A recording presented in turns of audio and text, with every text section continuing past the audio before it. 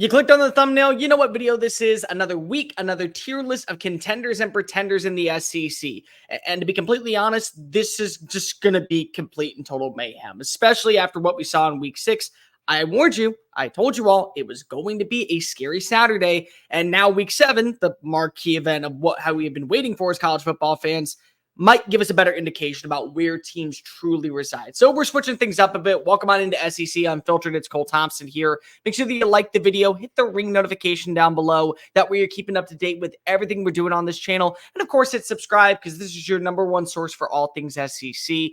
Download the podcast version of the show wherever you get your podcast listening systems. Follow us on the social channels, TikTok, Facebook, Instagram, Twitter at SEC Unfiltered. If you want the back and forth bear to go along with me, it's at Mr. Cole Thompson on Twitter and Instagram. And check out all of our great work found at SECUnfiltered.com. This episode is brought to you by our friends over at RHOBACK. Look good, feel good this upcoming fall on game days with RHOBACK.com. When you use that promo code SECU for 20% off your first purchase. You want to feel good. You want to be dressed to 9. You want to take those fall foliage pictures. Do so with RHOBACK promo code SECU.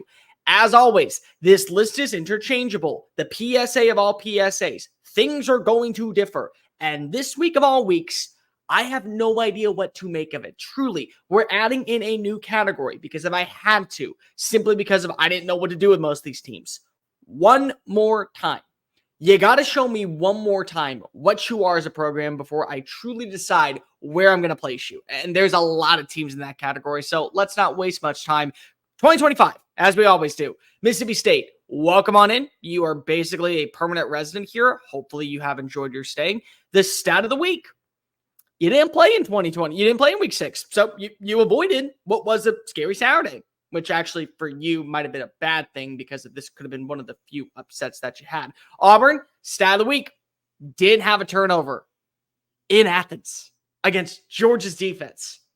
You got to be feeling pretty good about yourself. In fact, I would say if you're Peyton Thorne, the sky is blue. You're Cam Coleman, the birds are chirping. You're Hugh Freeze, hell is not frozen over just yet. You feel pretty dang good. You still have to play the rest of your schedule, so I'm not sure how long that feeling is going to last, but you do feel pretty good about where you are. Pretenders category, Florida. They're the only team this week. Florida got a win against UCF at home. They looked cohesive on offense. They looked balanced on defense. They were able to basically shut down one of the best rushing attacks in all of college football, headlined by RJ Harvey and Penny Boone. They forced KJ Jefferson into making multiple mistakes. But now comes the harsh reality of what is UCF. They may not be that great of a team in the Big 12 this year. They may actually be another middle-of-the-pack type of roster. Even though they went out and they brought in a new quarterback, even though they went out and they added in some running back talent, even though they went out and they added in some defensive depth, they may just be an 8-4, 7-5, which if you put in the SEC would probably be about 4-8, 5-7, at best 6-6. So Florida now traveling to Knoxville this weekend is going to be marquee for their success. And it kind of has to be because we know what this rivalry is. It has basically been a one-sided scream until you say uncle battle where the Gator Chomp is more ferocious than the Volunteer Bite. That's what you got.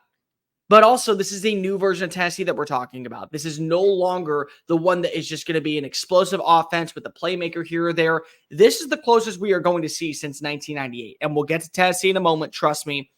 If they play up to a certain brand, if Graham Mertz, if DJ Lagway continue to show that progress in the passing attack, if you watch as Elijah Badger and Shamir DK are able to find creases in the holes and be able to go ahead and capitalize, you get a good ground game. You get better tackling. The way that we saw against UCF, I'll move you out of pretender category. But I don't believe it. I don't think it's going to happen. You could be sitting at 4-2 very well, and the narratives and the aura around a guy like Billy Napier's job status completely out the window. Nobody's going to doubt you anymore. But I got to see it. And I got to see it against a team that you have basically owned for the better part of the last 2 decades. Spoiler, one team this week. And I put them in here because of I don't know what's going to happen. And the spoiler is not a bad thing. The spoiler does not mean that you can't get to 8 or 9 wins. It just means you're probably not going to the college football playoff. That's Vanderbilt. If Vanderbilt's going to spoil someone's season, I don't know who. I don't know when it's going to happen. I don't know if it's going to be Tennessee late in the year. I don't know if you watch as Alabama being now left out of the postseason picture. That was the spoiler. I don't know if you're going to see it when Texas comes to town in a few weeks and potentially they're number 1 in the country. but they will spoil someone's season. The game plan that you saw not only worked for Tim Beck's offense, headlined by Diego Pavia, and the Diego Pavia truther right here now is basically going on his victory lap. It works because if you see that this is a team that knows where its strengths and weaknesses are. Tempo, option, keep the ball on the ground, avoid the turnovers, limit the mistakes, put yourself in third and comfortable. You do that, you can win football games. And there is a truth here that is Alabama's defense has been almost a sore black eye that is now oozing with pus since the third quarter of that game against Georgia. And there also is another truth here that I don't think people want to buy into. So let's go ahead and have a quick chat. Why can't Vanderbilt be good at football? Why was Vanderbilt supposed to just show up, look awful, not do a damn thing, and now they end up being the laughingstock of the SEC? They're still the doormat of the sport. That's impossible. Nobody ever said that. The way that this team was built in the offseason, the way that you saw the changes made to the personnel, Clark Lee taking over the play calling, just like he did when he was at Notre Dame as the defensive coordinator, watching as Tim Beck brings in a ton of players from New Mexico State, the aura and the energy that belongs inside of that stadium in Nashville as they're corralling their way with the field goal post to dump it into the Cumberland River. Why can't that be sustainable? I think it is. And I think it's going to be sustainable to where 7-5 is on the horizon, 8-4 is not off the table, and neither is 9-3. I don't know if they will be able to get wins over both Tennessee and Texas, but they could get one. And if one is the one that we talk about as being a spoiler to making the college football playoff, I'm not going to go ahead and sugarcoat it. Now, let's go to one more time. This is the new category this week. We had to throw it in here because here's what one more time means. I have to see it one more time. I'm not ready to give up on you because of a god-awful performance that we saw in College Station or a god-awful performance that we saw against Ole Miss. I'm not ready to go ahead and put you in the contender category because if you got a marquee win over a team like Mizzou or you got a marquee win over a team like Tennessee, I'm not ready to do that. So one more time, let's not waste any time. Texas A&M, welcome to the party. Texas A&M is this team that now is sitting at 5-1 entering their bye week. They're fully healthy. Their defense looks phenomenal. They have superstar, can't-miss NFL players that will see actual meaningful reps on Sundays. And their offense has an identity, and it has a life, and its name is Connor Wigman. I apologize, A&M fans. I apologize, Aggie Nation. I was wrong to say that Marcel Reed was the right fit for this team, because if that's not true, Connor Wigman is. And you saw it as he completed over 75% of his passes for almost 300 yards after missing 3 weeks. Fully healthy, better arm, better accuracy, still has that mobility, not afraid to tuck and run, not afraid to be physical. He's earned the right to be QB1. And the offense looked more polished underneath him. Funny how a veteran quarterback or a guy that's actually taken some meaningful reps in the SEC looks better. They're currently sitting at 3-0. They have a win over Florida. They have a win over Mizzou. They have a win over Arkansas. Now, that's the problem. They have wins over teams that many people expected them to win. And I expected them to actually play up to that competition. But the question has never been, can A&M live up to the hype when they play against a top 10 opponent, when they play against a marquee brand, whether that be LSU, Alabama, Auburn, for that instance, Georgia. They've done it. They've shown you time and time again. Zach Calzada pulling off one of the greatest upsets in college football history, and Jimbo Fisher, of all people who now is doing radio, was the first coach to finally beat the master in Nick Saban, a former protege taking down the teacher in his own backyard. And then like 2 weeks later, they lose to Mississippi State. And then like a year later, they lose to Appalachian State. They wake up for the big games, but can they hold that when they play against the inferior competition? They go play Mississippi State next week. Mississippi State is going to be going off of a brutal beatdown or what could be another chaos Saturday with Georgia. But maybe it's not Mississippi State we're talking about. Maybe it's Auburn. Maybe it's South Carolina on the road in Columbia. I need to see it in those games because if the aura and the energy that we saw against a top 10 Mizzou team can coexist with Mike Elko at the helm, then the dark days of the Jimbo Fisher era are over and it's the dawn of Elko. And that's a good thing in College Station. So many people don't believe that Texas A&M can be a program that's profitable and actually make it to a college football playoff and win national titles. They can. But I've always known that they will play well against quality competition. It's when they play down to someone else's competition, do they walk away with the win, or are they unfortunately sitting back and wondering what the hell went wrong? Arkansas, you belong in this category. I was wrong about you once again. You're not a spoiler.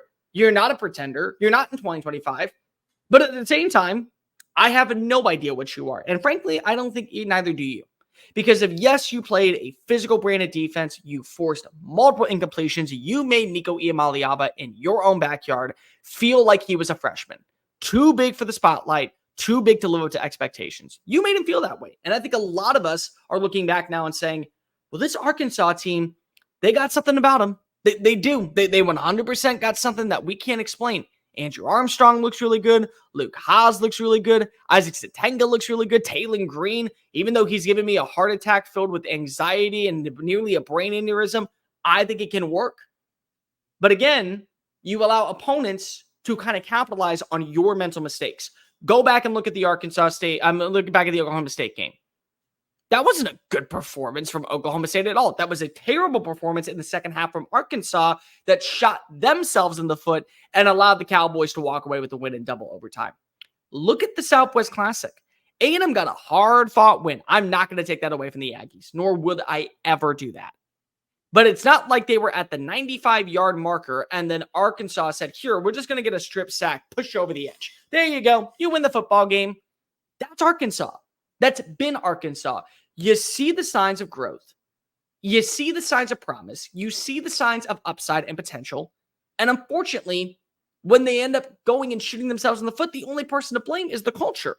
They didn't do that last week. They found their way into the end zone. Their defense, headlined by Travis Williams, got a marquee stop at the very end of the game. It was phenomenal. Everyone rushed the field in Fayetteville, and Hog City is kind of back. But it has to also work when you play LSU. It has to work when you play Texas. It has to work when you play Ole Miss. Because if you've shown that when you're not getting in your own way, congratulations, you're an actually pretty fun team.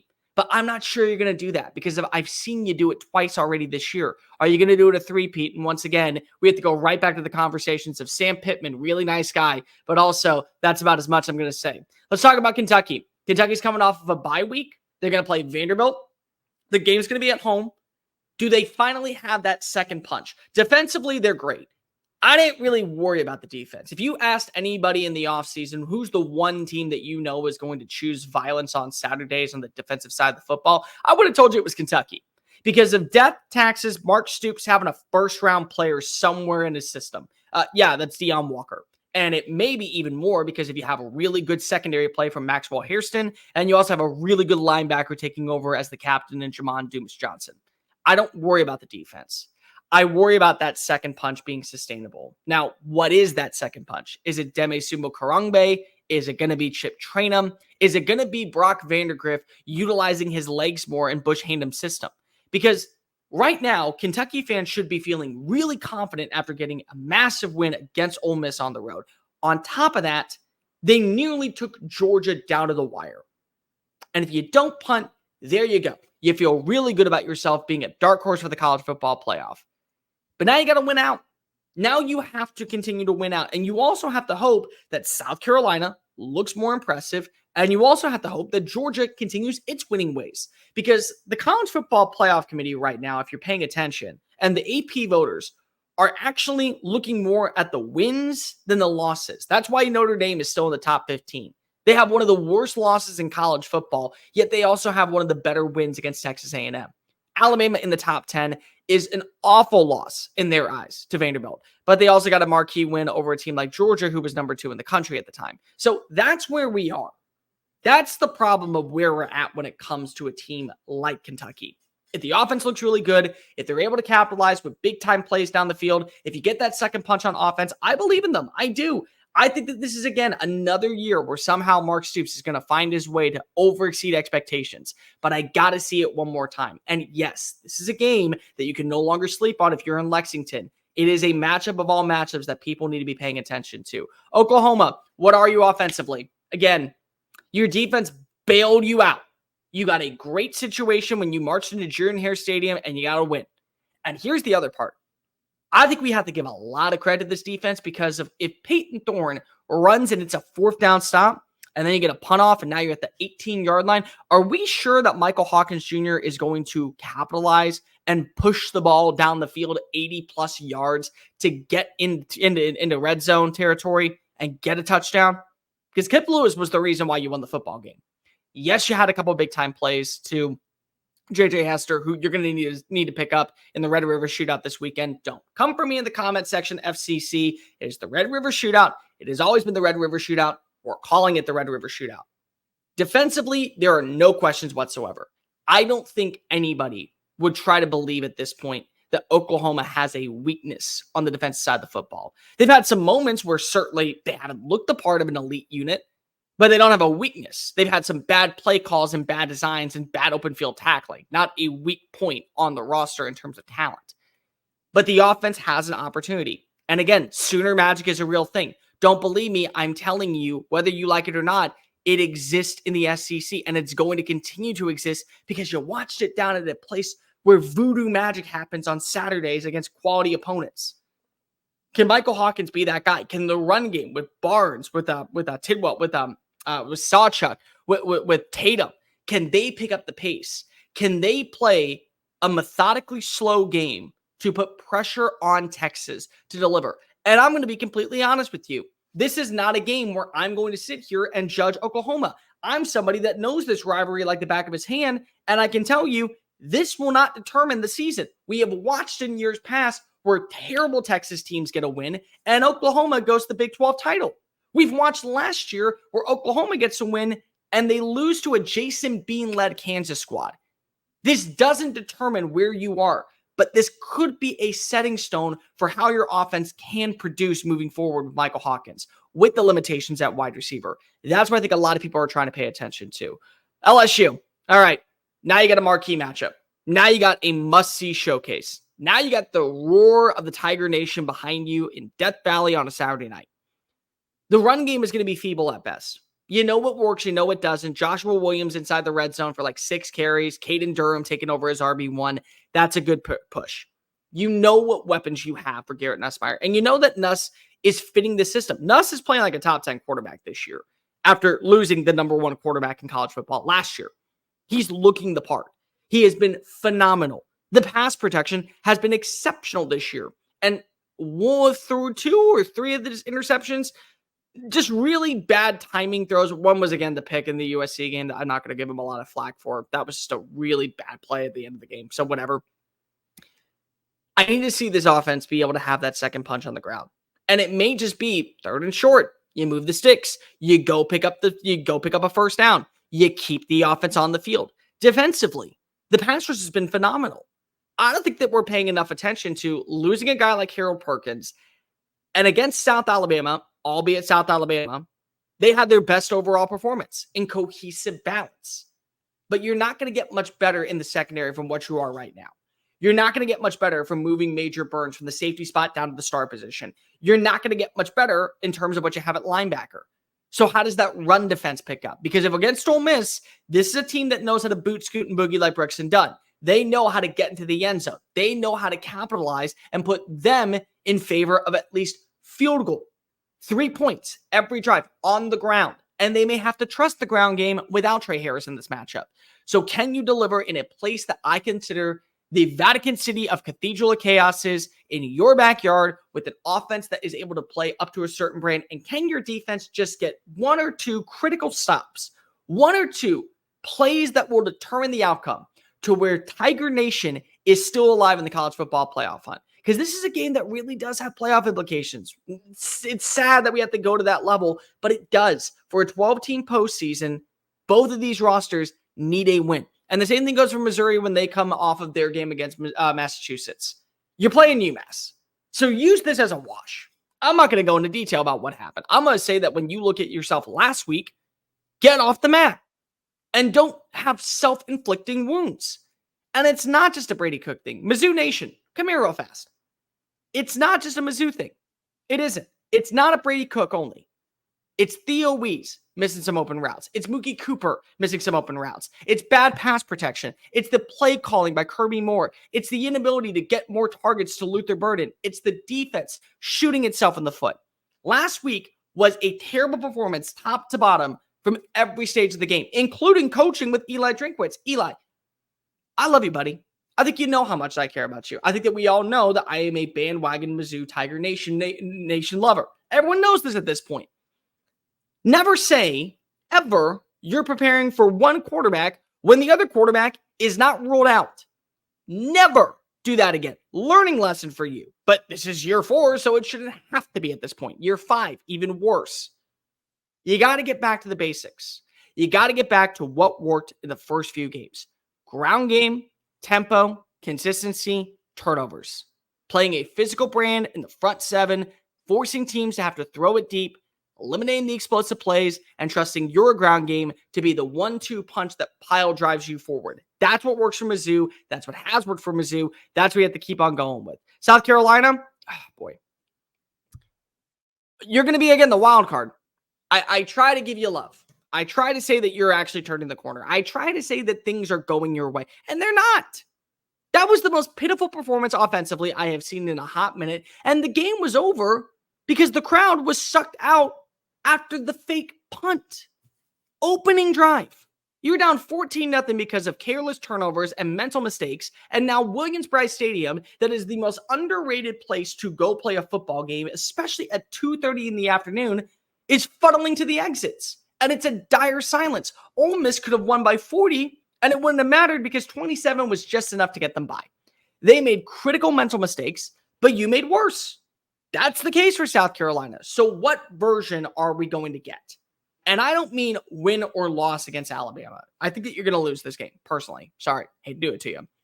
But what version are we going to get? A team that comes out swinging? A team that shows that they at least have some type of identity on offense? A team that isn't putting themselves behind the sticks or giving up free first downs by careless penalties defensively? Are you more well prepared? Do you look like a team that has an identity? Do you look like a team that has one cohesive sound unit? Because you did against Kentucky. You did at times against LSU. This is Alabama. And then you get to go play against, God no, an Oklahoma team that we're not sure what they're going to be. And then you take on Texas A&M. They're a better roster than advertised. So what version are we getting of you, South Carolina, moving forward? All right. Now let's move on to the contenders category. Hate to do it. Ole Miss, welcome back to the party. Yeah, I'm going to put you here. I am. That offensive game plan without Trey Harris worries me a little. It does. And it should worry Rebel Nation just a smidge. But the quarterback's there. The defense is not the problem. The defense has actually been probably the best that we have seen out in Oxford for 2 decades, maybe even longer. Maybe Hugh Freeze 2015 at worst. Like, it is a balanced, dominant unit, top to bottom, no questions asked. Can the offense have a second punch in the passing game? You don't know what you got with Trey Harris, but you do have all of this talent.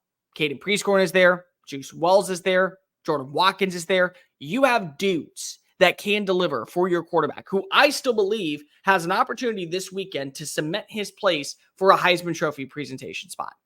Be in the Big Apple in December. I truly believe he can do that. And I believe the defense will bail them out of trouble time after time after time. But you can't just be so codependent on number 9 as the number 1 source for scoring. And you can't be making mental mistakes. It happens against South Carolina, and it's okay. And it happens at Williams-Brice Stadium to where you were able to take the crowd noise out of the conversation within an instant. But that's not going to happen in Death Valley on 3rd and 12. That's not going to happen at Death Valley at 9 p.m. at night in the third quarter, and you're leading by 3. It's not going to happen in the fourth quarter on a game-winning field goal situation. It's going to be as ravenous as humanly possible in that stadium. So how do you make sure that you continue it? But if you do what you did against South Carolina, I have no questions. And honestly, probably you playing that pity party of a schedule to begin the year did more damage to you than benefited you. And I think that this is what we're going to see from Ole Miss moving forward. A more dominant, a more complete, a more physical, a more understanding the assignment type of program. And we're not going to have any questions on why Lane Kiffin is not the right guy for the job, because he 100% is. Tennessee, you're in this category too. You did not have a good offensive game plan at all against Arkansas, but you get one. You do. But we have to have a serious conversation real fast. Nico is starting to get a little scaresome. Now, I'm not saying that it is not correctable, and I'm not saying that he didn't have a couple of big-time plays that were drop balls by wide receivers, or that he wasn't under duress and he just didn't trust his legs, so he decided to throw. But there are still some mistakes made in that game against Arkansas that against other opponents, you lose by 10. You lose by 15. You look like the Tennessee of old, and it is not 1998, and it is not a happy time in Knoxville, and Rocky Top is not rolling to the college football playoff. And that's on the quarterback. That's also on the offensive line. Zalance has not been living up to expectations. I do believe that Tennessee has the depth, but I do wonder, do they have the talent? That's my question, because the talent is not living up to the expectations as of this point. And it's starting to get a little worrisome. Defensively, I have no questions. You gave up a few explosive plays to multiple receivers at Arkansas. The secondary still kept them out of the end zone. What else do you want to say at this point? They're out of the end zone. Okay, so they're doing their job. The pass rush is still really prominent. The linebacking core is still really poised. You got to make better open field tackles, but besides that, not that many questions, not that many concerns. You got a massive game this weekend against Florida. Florida has owned you. Florida has basically taken the crap out of you. They've beaten you to oblivion. Sorry, that's kind of the case. So how do you respond, and how do you make sure that that doesn't happen to where the wheels are falling off the wagon, and now we're talking about a negative version of what is Tennessee football? Alabama, same thing. Alabama's defense has been god-awful to watch for the last 2 weeks, really, 6 quarters. And now teams kind of have a pretty good understanding about how they can attack, where they can attack, and how they will be able to keep Alabama humble. But I've seen far too many people kind of say right now, well, Alabama is just, it's a problem because Nick Saban's not there. Can we start giving a little bit of credit to Vanderbilt? Like, honestly, can we give a little bit more credit to Vanderbilt than people are actually wanting to admit? Because it's not the same mom and pop Vanderbilt team that you grew up with. In fact, it's far from it. It's a new version that came up and decided to choose violence, and Alabama got humbled. It just shows you the level of competition in the SEC.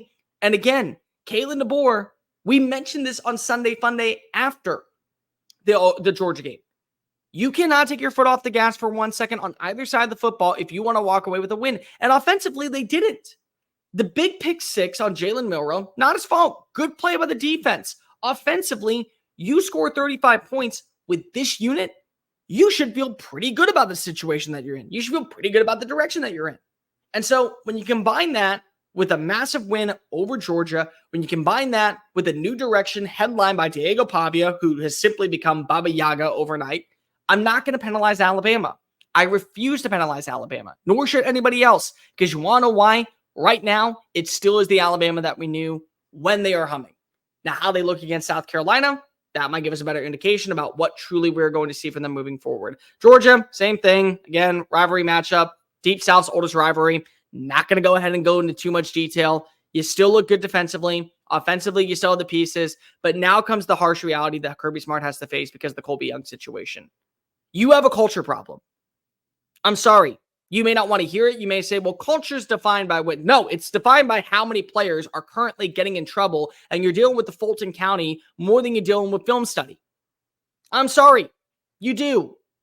And that could be a narrative that takes away from all the success on the field, that takes away from how Carson Beck has been playing despite horrendous play calling from Mike Bobo, and it takes away from how well this team has looked despite having a sloppy first half against Alabama. That still is a team that you don't want to face on Saturdays en route to go into the college football playoff. That's a team that still can win the SEC and certainly can win a national championship. But all conversations currently are based around what's been going on off the field rather than on the field. And so this is a week where you have to show once again that it is a next man up mentality because Kobe Young's not playing. So now you got to turn to London Humphreys. Now you got to turn to Dylan Bell. Now you got to turn to Arian Smith, Dominic Lovett. They have to start being those difference makers because of you got to show that this is a team that will not be derailed by outside noise. And if you do that, well, congratulations. You're going to the college football playoff. 10-2 Georgia will not be left out. It's not the same as 10-2 Kentucky or even 10-2 Mizzou or 10-2 Ole Miss. But you can't allow these type of off-the-field incidents dictate the narrative around your program. And currently they are. And honestly, well, they should. So it's time for Kirby Smart to realize, yes, we have a culture problem. We have to nip this in the butt. But we do so by showing it is a next man up mentality. Lastly, it's Texas. They're number one. They're number one going into this week, and they should. They've looked the most balanced on both sides of the ball. Have they been tested? We're going to find out this weekend in the Red River Shootout. We're going to find out in 2 weeks because this is the heart of the SEC schedule. The 2 games where you have to wake up for and prove that you are the better team. You have to do it over these next 2 games. But they look great offensively. The offensive line has been phenomenal. They've been very few penalties, very few miscues. They've been very solid when it comes to the wide receiver core. You haven't had an elite number one. You haven't had an elite number one. You've had really good dudes stepping up on certain Saturdays to deliver for Arch Manning, for Quinn Ewers. You get Quinn Ewers back. Massive bulldozer for you. And the version of Quinn Ewers, are we going to see 2022 or 2023? Because if we get 2022 Red River Shootout Quinn Ewers, that's a guy that's right back in the Heisman Trophy conversation. That's a dude that's right back in the mix for every single award that has ever existed in college football. That's a dude that wins a national championship. If we get the version of 2023, well, now there's cause for concern that maybe you're not going to Atlanta. Not missing out on the college football playoff, but maybe not going to Atlanta. Defensively, you look really good. You have no questions, I think, when it comes to the secondary. You'll be tested this weekend because I do think that there is a game plan headlined by Brent Venables to keep Texas humble and keep Texas defense on the field for as long as humanly possible. But if they take them out of that equation and they're up by 40 going into the third quarter, there's really not much else to say. Texas feels like the best team in the SEC, and they're the newcomers. And unfortunately, for the rest of college football, the rest of the conference, you just kind of have to accept that they're the team to beat. But let me know in the comment section down below, who did I miss? Where did you have your team ranked? Am I right with all of these? Instead of wait and see, it is one more time type of feel. Like, rate, review, subscribe. Follow us on the social channels, TikTok, Facebook, Instagram, Twitter at SEC Unfiltered. Follow me at Mr. Cole Thompson. And check out all of our great work found at SECUnfiltered.com. I'm Cole Thompson. Peace.